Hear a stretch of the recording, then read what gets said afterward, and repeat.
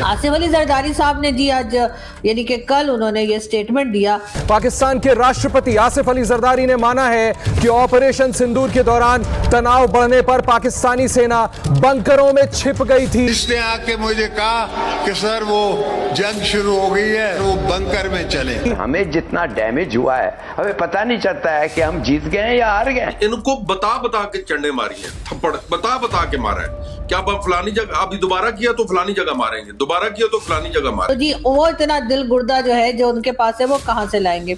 और ऐसे में जब ये फोटो वायरल होती है जिसमें कि मतलब सर जो है वो एक बुलेट प्रूफ ग्लास के पीछे बैठकर अपने ही इदारे के लोगों से बातें कर रहे हैं, तो लोग कह रहे हैं भाई ये क्या सीन है भाई। ऑपरेशन बनियान महसूस में अल्लाह की मदद आती हुई देखी और महसूस की। वो इंडिया आर्मी में जोश है, वो चाइना में जोश नहीं है। वो उनका 20,000 है कि आप 40 पे भी कहेंगे वो खड़े हो जाएंगे। उनका जो एक अपना तिरंगा है वो अपनी भारत माँ कहते हैं, इंडिया जिंदाबाद, मतलब वो इस तरह के वर्ड वो एक उनका अपना जोश है। लेकिन मई के अंदर जब जंग होती है तो सूरत हाल बिल्कुल पलट कर रह जाती है। उसमें पाकिस्तान के अंदर कितना पोटेंशियल है पता चलता है और इसका क्रेडिट हमारी पाक फौज, हमारी एयरफोर्स और इसकी कमान संभालने वालों को जाता है। इसका क्रेडिट किसी सियासी तौर पर किसी बंदे को नहीं जाता है। लेकिन न्यू नॉर्मल तो ये उन्होंने एक टर्मिनोलॉजी नई इजाद कर ली ना कि ये अब नॉर्मल रहेगा। दूसरी तरफ जी सर पकड़ के बैठे हैं मौलाना। जी हाँ, एक तरफ तो हाफिज सईद जो है वो सोच रहे हैं कि भाई ये चल क्या रहा है। भारत और अफगानिस्तान ने field marshal general Syed Asim Munir के लिए खतरनाक, एक खौफनाक मंसूबा तैयार कर लिया है। लेकिन इस वक्त जो पाकिस्तान जिस हालात से गुजर रहा है, जिसमें कि खासतौर पे अफगानिस्तान की साइड से जिस तरह की सिचुएशन हमें देखने को मिल रही है, इंडियन फौज चाहे तो दुनिया की तारीख का पासा पलट सकती है। उनके पास वो वेपन्स मौजूद हैं। मोहसिन रजा नकवी ने बताया था कि एक मिसाइल गलती से चल गया था और लग रहा था कि शायद ये किसी शहर को निशाना न बनाए, क्योंकि हमारा ये मकसद नहीं था। लेकिन वो मिसाइल भी जाकर एक पानी वाली टैंकी पर लगा, किसी शहरी को नुकसान नहीं पहुंचाया था। ये वो मदद है जो मैं आपसे कहता हूँ, ये मदद ही थी। उसी के साथ साथ जी आसिफ अली जरदारी साहब ने ये भी कहा है कि किसी ने भी अगर किसी भी मुल्क ने पाकिस्तान की तरफ देखा तो याद रखो यहाँ आसिफ अली जरदारी बैठा हुआ है। सर वो तो सभी को पता है आप यहाँ बैठे हुए हैं, और आप कैसे बैठे हुए हैं और क्यों बैठे हुए हैं और किसने बिठाया है ये भी सभी को पता है। और सबको ये भी पता है कि आप अपने बेटे यानी कि बिलावल भुट्टो जरदारी को जो है एज अ प्राइम मिनिस्टर जो है वो लाने की कोशिश कर रहे हैं, और इसलिए भी आप बार बार सर इतना बटर लगा रहे हैं कि जैसे कोई हद नहीं। और ऐसे में जब ये फोटो वायरल होती है जिसमें कि मतलब सर जो है वो एक बुलेट प्रूफ ग्लास के पीछे बैठकर अपने ही इदारे के लोगों से बातें कर रहे हैं, तो लोग कह रहे हैं भाई ये क्या सीन है भाई। एक तरफ तो ये कह रहे हैं कि दिल गुर्दा फेफड़े और पता नहीं क्या कौन कौन सी चीजें जो है भारत कहाँ से लाएगा, और दूसरी तरफ जो है वो शीशे के पीछे बैठ के बात कर रहे हैं। तो सर मैं आपको साफ बता रही हूँ कि हरगिज आप जो है ना वो प्रेसिडेंट साहब की बातों में मत आइएगा, इसलिए कि पाकिस्तान में सर आजकल ऐसे ऐसे काम हो रहे हैं ना कि हम खुद हैरान हैं। और हम लोग यही कह रहे थे कि आप तो अपने ही लोगों से बात कर रहे थे, आपके सामने तो आपके ही समझे कि फौजी ही सामने बैठे हुए थे, कोई सिविलियन भी नहीं बैठे थे सर, तब भी आपने ये शीशा लगा के बहुत जबरदस्त काम किया।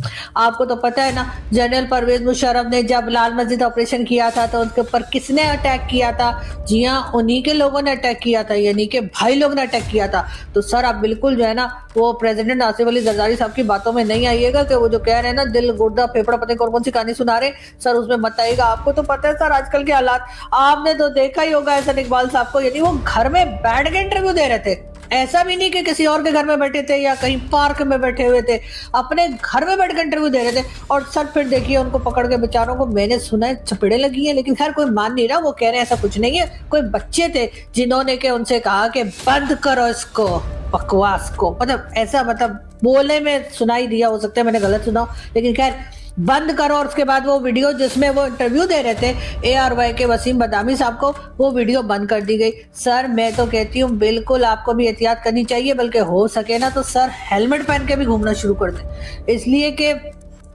यहाँ लोगों का कुछ पता नहीं। आपको तो पता ही है, मैंने तो सुना है कि मतलब वैसे तो आप बुलेट प्रूफ और बम प्रूफ और पता नहीं कौन कौन सा प्रूफ पहन के घूम रहे हैं, लेकिन सर फिर भी हेलमेट भी पहन लीजिए। और मुझे नहीं पता कि ये जो मतलब प्रेसिडेंट साहब है वो इस किस्म की बातें क्यों कर रहे हैं, मतलब क्या चाहते हैं, लेकिन कोई बात नहीं, होता है। लेकिन मैं आपको ये भी बताती चलूँ कि जी साथ साथ जो है अगर हम बात करें, हमारे जो डीजी ISPR साहब है उनका कहना है पाक फौज ना होती तो पाकिस्तान का हाल भी गजा जैसा हो जाता। पाक फौज गजा जा रही है इसलिए अब गजा का हाल भी पाकिस्तान जैसा हो जाएगा। अब गजा वाले क्या सोच रहे होंगे?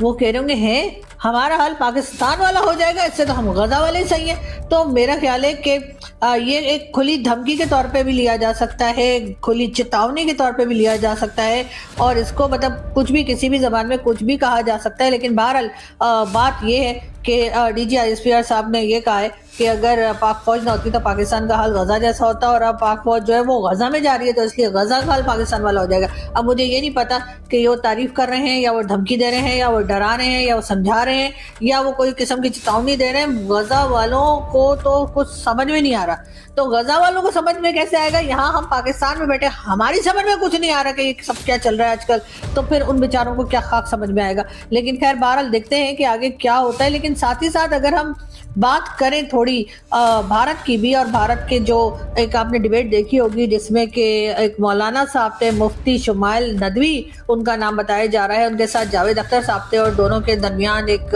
डिबेट चली थी। और उसके बाद पाकिस्तानियों ने कहा कि वाह वाह ये जावेद अख्तर साहब जो किसी खुदा को मानते ही नहीं हैं, इनको जो जवाब दिया है मुफ्ती साहब ने, तो उसके ऊपर पाकिस्तान वाले तालियां बजा रहे थे। उसके बाद वाह वाह प्रोडक्शन बने हुए थे।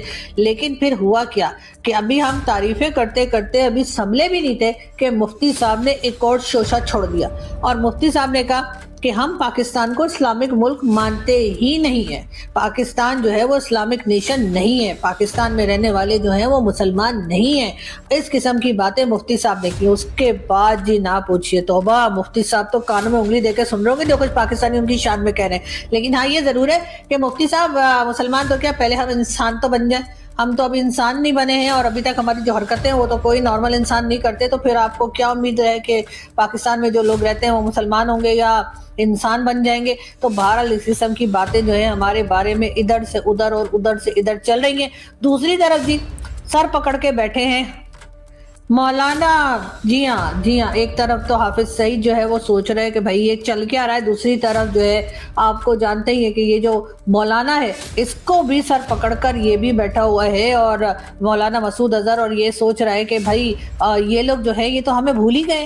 पाकिस्तान जिसको कहा जाता था कि ये इंडिया से मुकाबला नहीं कर सकता, पाकिस्तान के बारे में ये कहा जाता था कि ये अंडर डेवलप्ड कंट्री से भी बहुत नीचे है, यहाँ पर पॉलिटिकल स्टेबिलिटी नहीं है, यहाँ पर तो रहने वाले लोग जो है ना वो हर वक्त किसी ना किसी दहशतगर्दी की जंग की सूरत हाल में रहते हैं। लेकिन फिर मई के अंदर एक ऐसा वाकया होता है कि बड़े बड़े जो ताकतवर हैं, जिनकी बात की बड़ी से है पूरी दुनिया में, वो हैरान परेशान रह जाते हैं कि पाकिस्तान में इतना पोटेंशियल है, पाकिस्तान में इतना पावर है। वो अमेरिका जो कि हमारे प्राइम मिनिस्टर का फोन तक नहीं उठाता था, वो अमेरिका जो कि हमारी बात करना पसंद नहीं करता था, वो अमेरिका जब पाकिस्तान में सबसे पहले इंडिया को आगे रखता था इस रीजन के अंदर कि इंडिया फर्स्ट, इंडिया जो है वो पता नहीं इस खत्ते का शायद डॉन बन गया। अगर आपको वीडियो पसंद आए तो चैनल को सब्सक्राइब करें और बेल आइकन को जरूर दबाएं ताकि आपको ऐसे ही लेटेस्ट वीडियो की नोटिफिकेशन मिलती रहे। Thank you for watching. मैं हूं विवेक, मिलते हैं नेक्स्ट वीडियो में। Stay updated and stay safe.